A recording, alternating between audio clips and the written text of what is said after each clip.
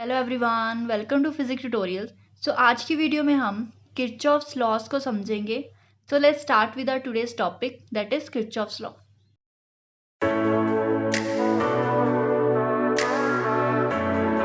Ohms law useful होता है simple circuit से डील करने में, बट जब आ जाते हैं कॉम्प्लिकेटेड सर्किट्स जिनमें एक से ज़्यादा ईएमएफ सोर्सेज, रेजिस्टर्स, कैपेसिटर्स लगे हुए होते हैं, तो वहाँ हम किरचॉफ्स के लॉज को यूज़ करते हैं।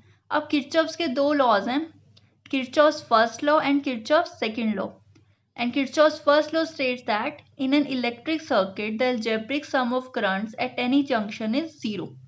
अब जंक्शन वो पॉइंट होता है इन इलेक्ट्रिक सर्किट जहां दो से ज्यादा वायर्स या कंडक्टर्स ज्वाइन होते हैं, like this.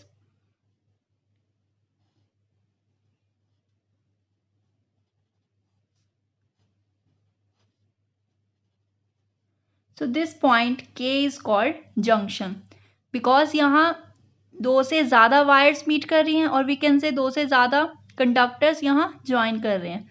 So this point is junction. Let's say current यहाँ से इधर आ रहा है and here current is moving in this side. So this point is called junction and let this currents be I1, I2, I3 and I4. Now according to Kirchhoff's first law, किसी भी junction के across जो algebraic सम होगा current का वो होगा zero के इक्वल। मैथमेटिकली वी कैन से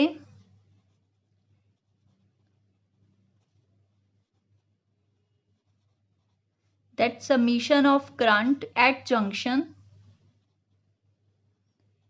equal to zero. So Kirchhoff's first law को हम ऐसे भी लिख सकते हैं। So Kirchhoff's first law को अप्लाई करने से पहले हमें कुछ साइन कन्वेंशंस का पता होना चाहिए।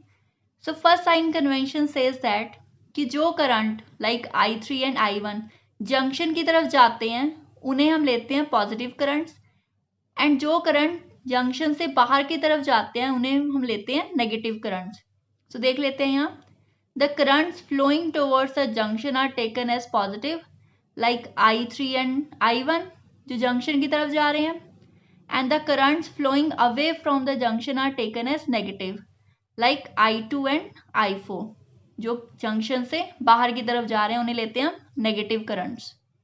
अब इस फिगर में K point is a junction point जहां चार वायर्स मीट कर रही हैं and currents I1 and I2 दोनों जंक्शन की तरफ फ्लो कर रहे हैं एंड हेंस इनको हम पॉजिटिव लेंगे bye sign convention, and currents I3 and I4 ये दोनों जंक्शन से बाहर की तरफ फ्लो कर रहे हैं एंड इन्हें हम लेंगे negative by sign convention. Therefore by junction law we know that summation of current at junction is equals to 0, or we can say here I1 and I2 both are positive, so plus I1 plus I2, and I3 and I4 दोनों negative हैं because ये दोनों junction से बाहर की तरफ flow कर रहे हैं, hence minus I3 minus I4 equals to 0. So this is algebraic sum of all the currents, or we can say I1 plus I2 equals to I3 plus I4, that is this is incoming current, जो current junction में आ रहा है, and this is outgoing current जो current junction से बाहर की तरफ जा रहा है। हम लिख सकते हैं that incoming current is equals to outgoing current.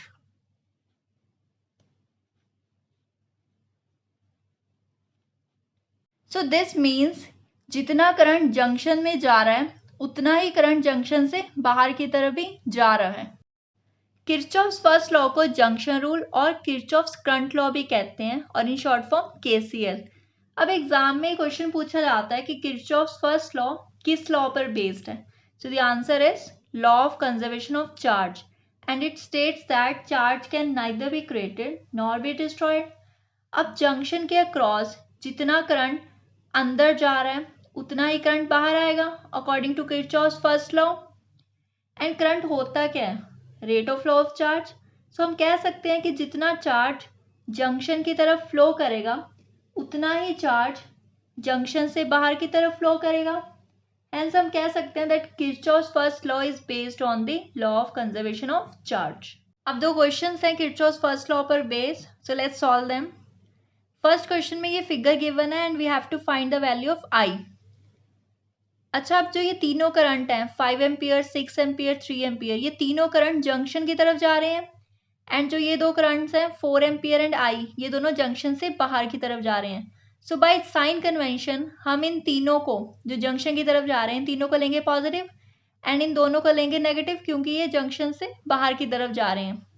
So according to Kirchhoff's current law, according to KCL, that is Kirchhoff's current law, we know that summation of current at junction is equals to 0.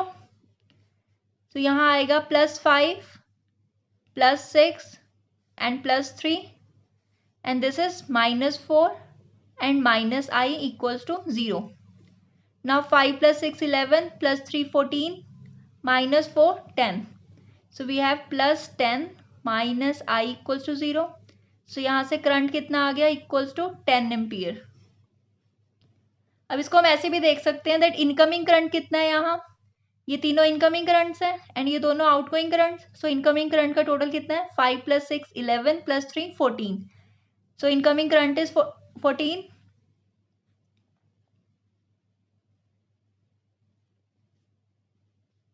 ठीक है, और outgoing current कितना है 4 और आई कितना है हमारा 10.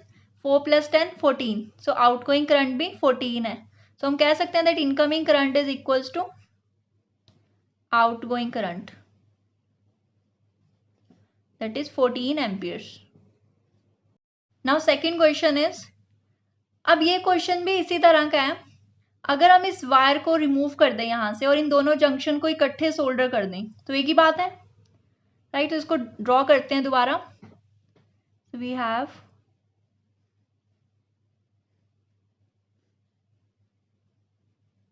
this is I, this is 8 amperes, this is 7 amperes, this is 2 amperes and this is 3 amperes.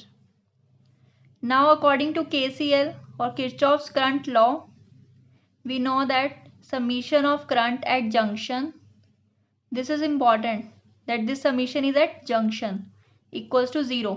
अब यहाँ पे इनकमिंग करंट कौन सा है, this 2 एम्पियर, 3 7 एम्पियर्स, ये तीनों क्या है incoming currents and 8 ampere and current I is outgoing current. जो इनकमिंग करंट्स है इनको लेंगे पॉजिटिव और जो आउटगोइंग करंट्स है इनको लेंगे हम negative. So we have +2 +3 +7 -8 -I equals to 0. Now 2 + 3 is 5 +7 12 -8 is +4. So we have +4 - I equals to 0. So यहाँ से I कितना आ गया, equals to 4 एम्पियर्स. So यहाँ कितना करंट एंटर कर रहा है, 2 + 3 + 7 that is 12 amperes. Current that is entering is 12 amperes and current that is leaving that is 8 + I and I कितना आया 4 एंड लीविंग करंट कितना है, इक्वल्स टू 12 एम्पियर. तो इस केस में भी जितना करंट एंटर कर रहा है उतना ही लीव कर रहा है. सो आज हमने किया Kirchhoff's first law. Next video में हम किरचॉफ्स सेकंड लॉ करेंगे. Till then keep revising and take care. Thank you.